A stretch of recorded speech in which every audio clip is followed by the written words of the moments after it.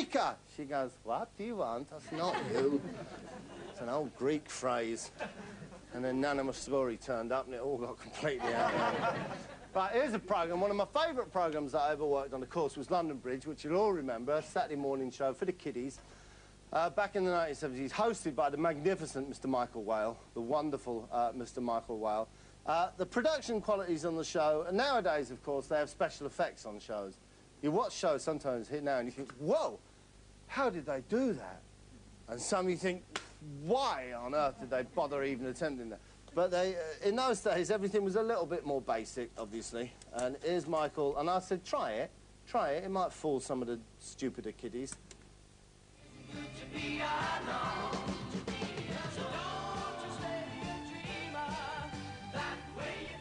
Hello, good morning. Well, if you thought that aerial entry makes you think the London Bridge is taken to the air, you're right. Well, at the start of today's show, you saw me appear to fly into the studio. And with London Transport's fares going up next week, it could soon be the cheapest form of travel. Even the most stupid child in the world didn't...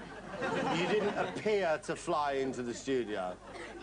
I said invisible wires, Michael. Do you remember? Do you remember?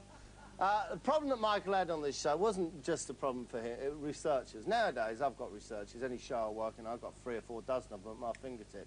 I can say, what was the name of the Greek mathematician? I had no idea. But Michael struggled with researchers, right? And they just didn't give him the backup. So when a guest came on, he wasn't altogether sure who the hell they were. And you are what? You're some champion of junior champion. I'm the 10s world champion, me and Stuart and 12 synchro champions. Uh-huh. It's incredible. It's incredible you didn't know that before they turned up. You're some kind of champion. I'm the world champion. Oh, are you really? Oh. Oh, well, that's very nice for you. And then it gets even worse here, look. The sport of go-karting. And with me now are 3 young experts who know far more than I do about the sport. Mark, Martin and Lorraine. And Lorraine, I'll start with you, because a lady in go-karting, I think that's fantastic. But you in fact came, what, 1st or 2nd in the junior championship? 2nd in the junior world championship. Gosh. Where was that held? It's at Rye House in Hoddesdon. Mm-hmm. Was that recently, or? I don't know where you finished, where it was, or when it was. In fact, I haven't got a clue what the hell's going on. So he had a problem with the search. Also, had a very funny thing about words. There were certain words, names, for instance. Names he was in big trouble with, all right? S-H-A-R-O-N, right? You all know that S-H-A-R-O-N. You know that name, don't you? You've probably got mates with that name. There's probably people watching at home who've got that name, right? You know how you pronounce it.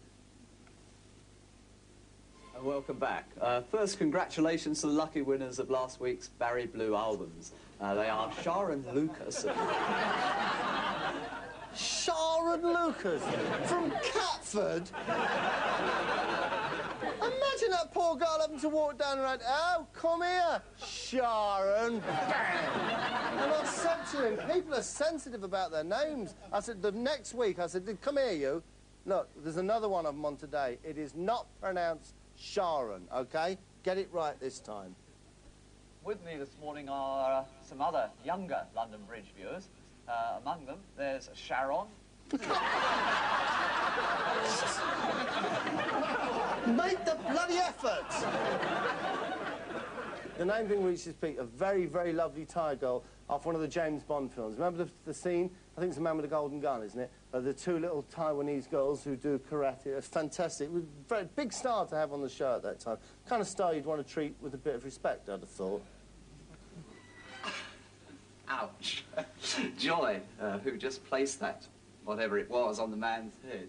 What's your second name? Because you're from Thailand, and I can't pronounce it, I'm sure, properly. Vejajiva.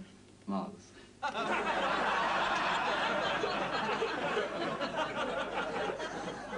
Poor girl. Flown all this way to visit. What's your name? Vejajiva.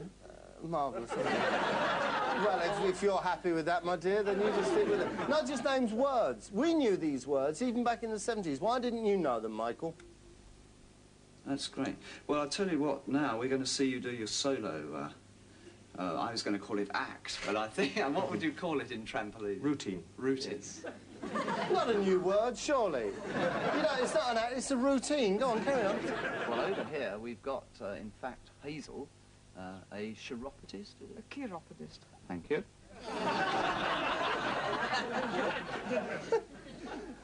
Is it chiropodist? No, it's chiropodist. It's chiropodist, thank you. I'll tell you what I'll do with that word there, chiropodist. I'll remember that in case I need it just a little bit later on in the interview. Now, what's happening here? It looks rather lethal, that thing. That is a corn and colour file. Yes. And Hazel, in fact, is taking away the hard skin that grows on the soles of your feet. Mm-hmm. Is it possible to do all this at home without going to the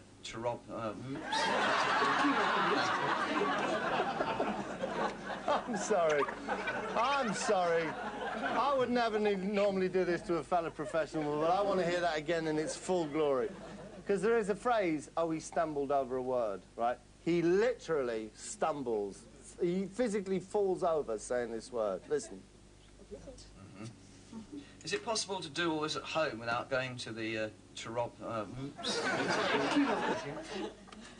Whoops! He reached his peak when he was interviewing a skater. This is a young girl who was a skater. He had a terrible thing with a part of the anatomy he didn't feel he could possibly say on children's television. But then she'd won an award. The award was quite clearly a pair of gold-plated skates. There could be no doubt about that. That's fantastic. How do you do those twiddly bits? Do you ever fall down on the part of the anatomy that we all think we fall on in skating?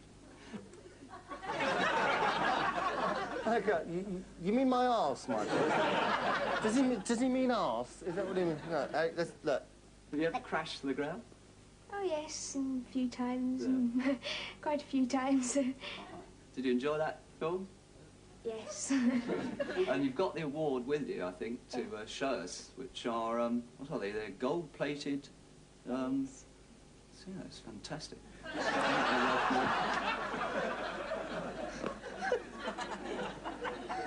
He doesn't know what they are. Take a guess. Take a stab in the dark, Mike, about what they're... And then, I'm going to have to show you that again, because then not only covers not knowing what they are by making the most absurd claim possible about their value. So it's fantastic. I think they're worth more than money now, aren't they?